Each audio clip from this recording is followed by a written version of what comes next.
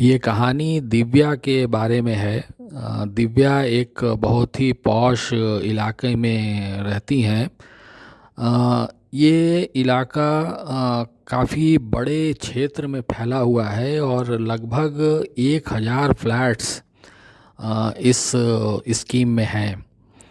और इसके अंदर सभी तरह की आधुनिक सुविधाएं उपलब्ध हैं, जैसे library, sports, swimming pool, shopping complex इत्यादि।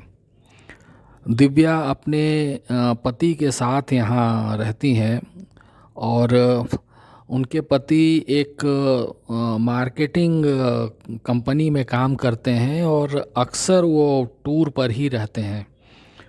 और साल में लगभग 6-7 महीने वो टूर पर ही रहते हैं। अभी भी वो टूर पर ही हैं और 1.5-2 महीने के बाद ही वो आएंगे। दिव्या बहुत हंसमुख स्वभाव की और बहुत अच्छे व्यवहार की महिला हैं और उनका एक काफ़ी अच्छा फ्रेंडशिप भी है लोगों के साथ। लोग उन्हें अच्छी तरह जानते हैं। एक दिन दिव्या प्रोविज़न स्टोर में गई जो कैंपस में ही बना हुआ है, और उसको एक सामान का लिस्ट दिया और उसको बोला कि ये सब सामान हमारे घर पर पहुंचा दीजिएगा। दुकान वाले ने कहा कि ज़रूर हम पहुंचा देंगे आपके फ्लैट पर ये सामान। और उसके बाद दिव्या अपने कुछ फ्रेंड्स के साथ मिलने चली गई। गलती से उस दिन का सामान दिव्या जी के नीचे वाले फ्लैट में, जिसमें कोमल जी रहते थे, उनके यहाँ वो पहुँच गया।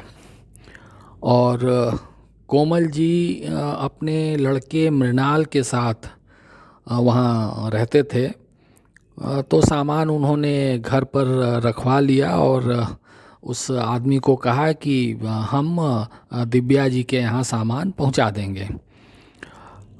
उसके बाद वो मृणाल का इंतज़ार करने लगे।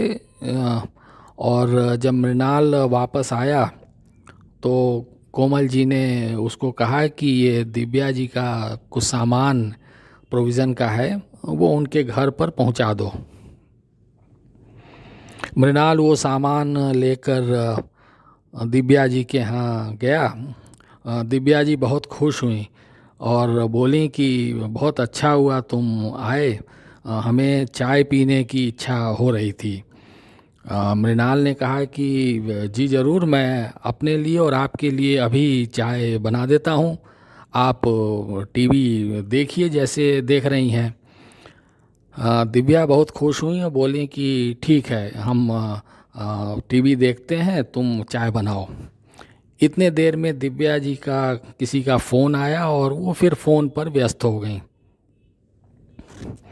मृणाल किचन में चाय के लिए सामान निकालने लगे और जैसे ही उन्होंने चीनी का जार खोला तो उसमें एक लेटर रखा हुआ था, कागज़ में लिखा हुआ। उसने वो कागज़ निकाला और उसको पढ़ा। उस कागज़ पर दिव्या जी का सुसाइड नोट लिखा हुआ था और वो जीवन से बहुत परेशान हो गई थी और अपने आप को बिल्कुल अकेला महसूस कर रही थी और अब वो जीना नहीं चाहती थी। ऐसी बात उस चिट्ठी में लिखी थी। मृणाल ने वो चिट्ठी वैसे ही उस जार में रख दिया और उसके बाद उसने चाय बनाया और फिर उनके साथ चाय पिया और फिर घर आ गया। घर आकर उसने कोमल जी को ये सारी बात बताई।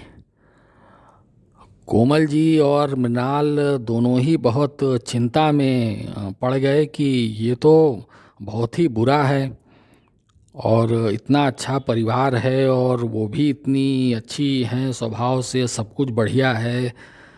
ऐसा नहीं होना चाहिए उनकी ज़िंदगी में और कुछ तो हम लोगों को करना चाहिए। कोमल जी इसके विषय में काफ़ी सोचने लगे और कुछ दिनों के बाद उन्होंने एक दिन मृणाल को कहा कि एक कागज़ लो और जो मैं बोल रहा हूँ उसको उस पर लिखो। मृणाल ने एक कागज़ लिया और कोमल जी ने उसको कहा कि इसमें लिखो कि जब आप स्कूल में पढ़ती थी, उस समय आपके किसी टीचर ने आपका नाम एक इंटरनेशनल ऑर्गेनाइजेशंस के किसी स्कीम में भेजा था, और उस स्कीम के अंतर्गत जब आपकी उम्र 50 के ऊपर हो जाएगी तो आप किसी भी समय अपने परिवार के साथ अ, कई देश घूम सकते हैं और उसमें आपका कोई भी खर्च नहीं होगा। और अब ये स्कीम लागू हो चुकी है और किसी भी वक्त आपको एक फाइनल एक पत्र आएगा, किसी भी तरह की एक दूसरी सूचना आएगी, और फिर आप अपने समय और अपने जो आपका कार्यक्रम होगा उसके हिसाब से आप उन देशों में जा सकती हैं। उसने कोमल सर ने कहा कि ये चीज़ तुम अब एक लिफाफे में डाल दो और उस पर किसी भी एक तरह का सील लगा दो, और ये उनके लेटर बॉक्स में कल बिल्कुल सुबह वो डाल देना। मृणाल ने कहा कि ठीक है। तो वो फिर एक एनवेलप बनाया कुरियर जैसा और कुछ स्टैम्प उसमें लगा दिए अजीबोगरीब, और उसके बाद उसने बिल्कुल सुबह जाकर दिव्या जी के लेटर बॉक्स में वो चिट्ठी डाल दी। दूसरे दिन दिव्या जी ने जब लेटर बॉक्स खोला तो उनको उसमें वो चिट्ठी मिली, और उन्होंने चिट्ठी खोली और उसको पढ़ा। पढ़ते ही वो बिल्कुल खुशी से उछल गईं। बोली कि ये तो कमाल ही हो गया, और क्या पूछना है, अब तो मैं बहुत देशों में घूम कर आऊँगी और खूब नए नए जगह पर जाऊंगी, और ये सारे प्लान तुरंत दिमाग में उनके आ गए और एक अजीब सा पूरा उत्साह उनके अंदर आ गया।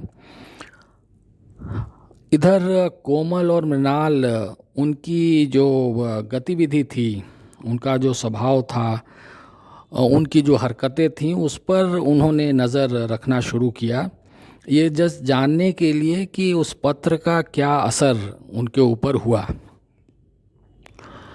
उन दोनों ने देखा कि दिव्या जी एक काफ़ी अब ऊर्जा में दिखाई दे रही थी और काफ़ी लोगों के साथ खूब पूरी एनर्जी के साथ लोगों से मिल रही थी, सुबह शाम वॉकिंग करना, और एक उनकी गतिविधि काफ़ी बढ़ गई।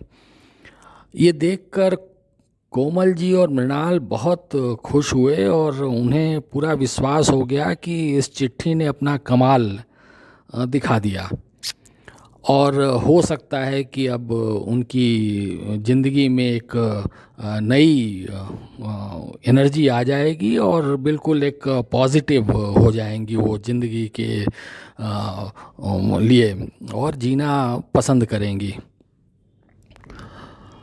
लगभग 1 डेढ़ महीने के बाद कोमल ने एक दिन मृणाल को बोला कि तुम एक बार दिव्या जी के यहाँ जाओ और देखना कि वो उनका जो सुसाइड नोट है वो आज भी वैसे ही उस शीशी में है क्या, और चाय बनाने के बहाने ये चीज़ तुम चेक करो और फिर बताना, क्योंकि उनकी मनस्थिति बदली कि नहीं ये उससे पता चल जाएगा। मृणाल एक दिन ऐसे ही फिर से आया दिव्या जी के यहाँ और उनको कहा कि वो कैसी हैं, और आज मैं चाय पीना चाहता हूँ आपके साथ, इसके लिए मैं आया हूँ। अगर आपकी आज्ञा हो तो हम चाय बनाएं और आपको भी पिलाएं और हम भी पिएं। दिव्या जी बहुत खुश हो गई, बोली क्यों नहीं, और बनाओ चाय, चाय तो मैं बहुत शौक़ से पीती हूँ। मृणाल ने फिर कहा कि जी मैं तुरंत ही चाय लाता हूँ। ऐसा कहकर वो किचन में गया और उसने चाय बनाना शुरू किया। और वो जो चीनी का जार था उसको उसने खोला तो उसमें कोई भी कागज़ नहीं था। और ये देखकर वो बहुत खुश हुआ और वो तुरंत सोचा कि शायद उन्होंने वो चिट्ठी अब फाड़ कर शायद फेंक दी और उसकी अब कोई ज़रूरत वो महसूस नहीं कर रही हैं। और ये एक परिवर्तन था उनके सोच में, और उनकी ज़िंदगी में अब बिल्कुल एक नया सवेरा आ चुका है जो उनके हरकतों में भी दिख रहा था। मृणाल ने चाय बनाई और दोनों ने चाय पी, बातचीत की, और फिर मृणाल ने कहा कि जी मैं अब चलता हूँ, फिर आऊँगा। और फिर वो अपने घर पर आ गया। आते ही उसने कोमल जी को गले लगाया और कहा कि आपका जो मंत्र था वो काम कर गया और आपकी सोच बिल्कुल सही थी और बिल्कुल सटीक जगह पर वो लगी। और उसने बोला कि अब वो सुसाइड नोट वहाँ पर नहीं है और शायद अब उसकी ज़रूरत दिव्या जी को अब नहीं है, और उन्होंने उसको फाड़ कर फेंक दिया है। ये सुनकर कोमल जी को खूब राहत मिली और बहुत खुश हुए कि उन्होंने एक ज़िंदगी बचाने का काम किया है। और बहुत तसल्ली मिली उन्हें कि ईश्वर ने उनको ऐसी सोच दी जिससे आज एक बहुत अच्छी खासी ज़िंदगी उन्होंने बचा ली। आशा है आपको ये कहानी पसंद आई होगी। नमस्कार।